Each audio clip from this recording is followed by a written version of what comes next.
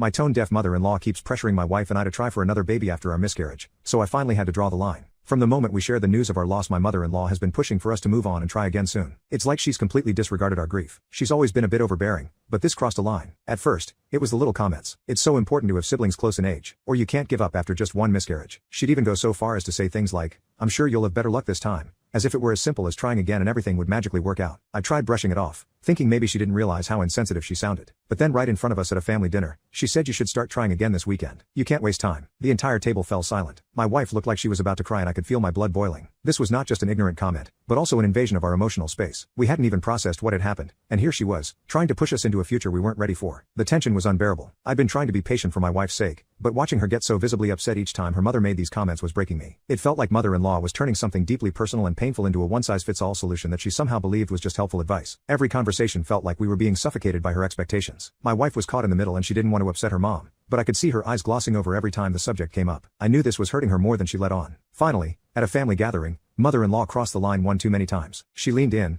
with that overly bright smile, and asked, "Have you guys tried yet? Don't you want to get pregnant before it's too late?" The entire room held its breath. My wife froze, her face pale, and I saw the look of exhaustion in her eyes. That was when I knew I had to say something. With my heart pounding, looking directly at her, I said enough. My voice is firm but controlled. "This is not something you get to decide for us. We're still grieving. We'll have another child when we're ready." The room went silent. My wife was in shock, but I could see a small flicker of relief in her eyes. Mother-in-law, stunned, sat back and didn't say another word for the rest of the night. The tension hung in the air as we left the gathering, but it felt like a weight had been lifted. My wife thanked me for stepping in, but I could tell she was still processing everything. She was grateful, but it wasn't easy for her to confront her mom. In the following days, mother-in-law reached out to apologize, but her message felt hollow, almost like she still didn't fully understand the gravity of the situation. She tried to act like nothing happened, but the damage was done. From that point forward, I made it clear that if she ever tried to bring it up again, I wouldn't hesitate to step in and shut it down. Slowly, the pressure from her started to ease off. She realized I meant business. The resolution wasn't just in setting boundaries, it was in reclaiming control over our own healing process. My wife and I finally found peace in knowing that, for the first time in a long while, we were the ones calling the shots. And if mother-in-law couldn't respect that, we were ready to distance ourselves even further.